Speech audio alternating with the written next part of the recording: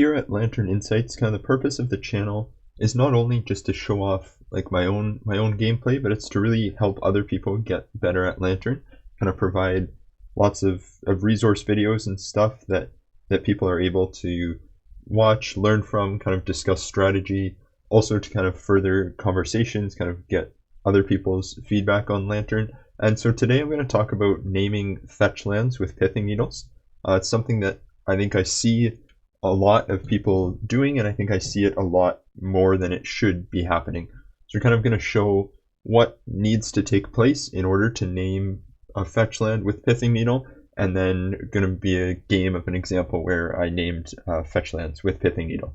So as you probably know, Pithing Needle shuts down an activated ability of any card, and one of the things that often catches people or will often lead to them naming fetch lands is that Pithing Needle says as it enters the battlefield, choose a name.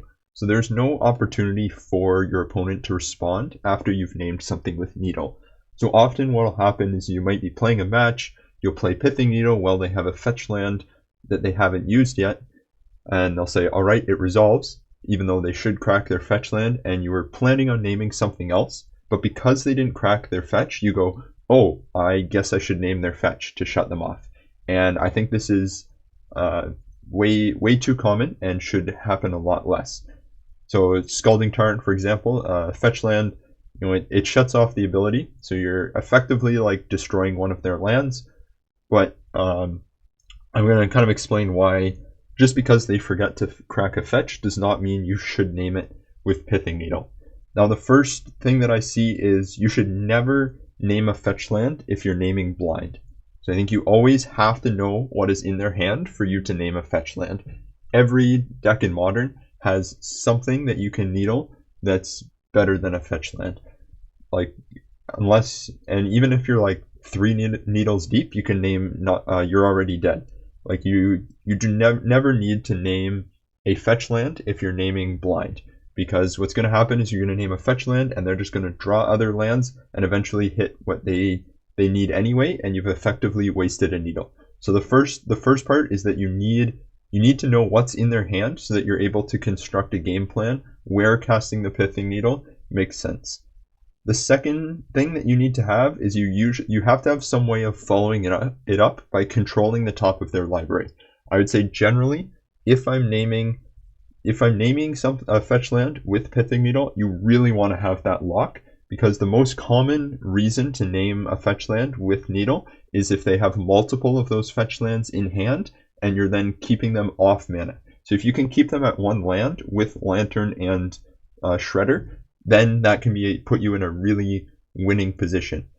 Unfortunately, like a lot of the time, if you don't have this top lock, you might name a Needle, it might slow down, like it might stop one or two of their lands, but without the lock, they're just going to draw into that land sooner.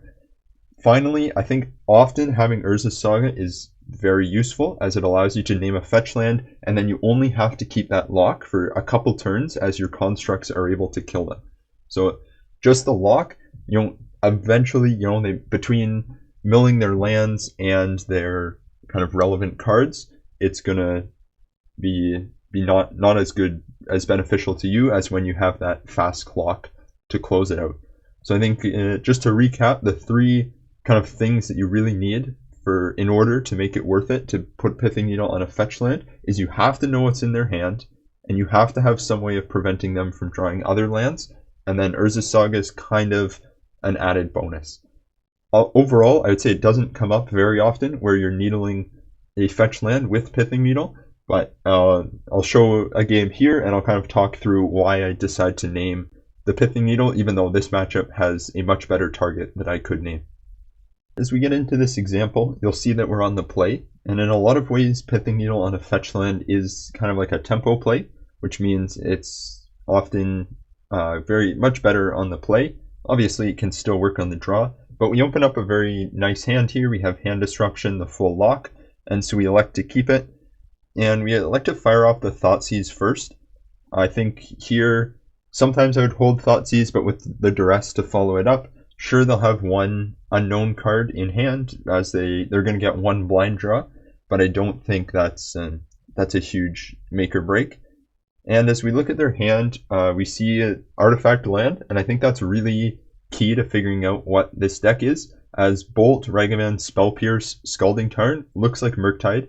The Galvanic Blast, I guess still could be Murktide, but between Galvanic Blast and Spire Bluff Bridge, we're probably going to put them on something like Blue-Red Boom Bust, which is definitely a common deck. I feel like I see it decently often, and we elect to take the Spell Pierce here. I think if we take Ragavan, they just then they have Spell Pierce for the rest of the game, and getting Bridge will be a lot harder. And because we have Lantern and Shredder, we're going to be able to keep Ragavan from hitting things that are too important from our deck. Now, importantly for noticing Pithing Needle here, we do see double Scalding Tarn, which I think is an important aspect of when you name it. Like, just getting one fetch land usually isn't a huge deal. And here they play their Bridge, so them not playing Ragavan on turn 1 likely means that they drew something. I think it's hard to kind of tell what they wanted here. Maybe because Ragavan's their only threat, they want to be able to dash it to dodge sorcery removal. Could be, or they just want to get the tap land out of the way. And so we draw the Needle here, and really importantly, we play Lantern first, because at this point we are looking at putting the Needle on the Scalding Tarn. But if they just have like an island or something on top, then we really don't want to just play the Needle and have them draw another land immediately. So we play the Lantern first, and then here we do Needle Scalding Tarn, as Boom Bust on top costs 2. They do have the artifact land, so if their one blind draw was a land, we are in a bit of trouble. But I'd say Pithing Needle generally is a bit of a riskier play regardless. But here we play the Needle on Scalding Tarn, meaning they likely can't dash Ragavan next turn.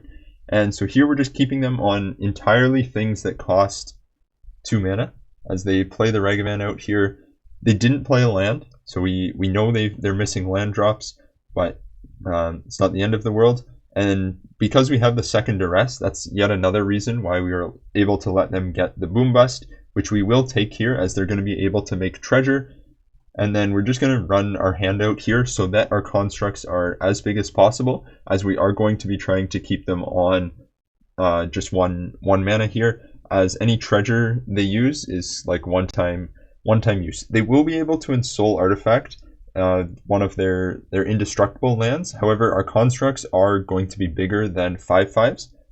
We still mill it because we don't want them just having an indestructible blocker, as our game plan here is going to kind of just be make big constructs and then kill them before they're able to get more lands. So we mill the Ensoul, and they did draw a Rise and Shine, but not worth shuffling there, as if they want to play it, they have to use the treasure, which I think is big for us. They do get one treasure, and we know they have Galvanic Blast and Double Bolt in hand. Importantly, with Shrapnel Blast on top, if they choose to cast it with a treasure, they have to sacrifice the land, because they can't pay the treasure both for sacrificing the artifact and for its mana. So that's as when they go to pay the additional cost, the treasure will already be gone. So Saga ticks up here, and we know it's likely going to eat double removal spell, but they do fire a bolt off on us. This deck, importantly, does have a lot of direct damage, so it can add up. But they have enough to kill Ragavan in hand, and it will cost them most of their resources to do so. And so we make a construct, which they then Galvanic Blast, Lightning Bolt, and so we know their hand is all 2-drops and Ragavan on the board. So we make our construct here, and we're going to get a second Codex Shredder just to maintain a very strong lock, and we're actually going to cast Prismatic Ending on the treasure token here, as their entire hand is totally irrelevant. It is only 2-drops. And so from this point, we just have a 6/6, and they concede very quickly. Obviously, we haven't totally won, as attacking with the construct means that they'll be able to swing back with Ragavan, make a treasure, which they'll then be able to use. But we're going to be milling ourselves very quickly here in order to either find another Saga or a removal spell for the Ragavan. And yeah, so our three kind of key concepts is we cast the Thoughtseize, so we knew what they had in hand, we had the lock to protect it, and we had good pressure to use it as a tempo plant. So in this game it worked out, but I would say overall, just because someone passes through their turn doesn't mean you should immediately like needle a fetch land. But it can work, can be very powerful when it does, and definitely think they were a bit disappointed on this one.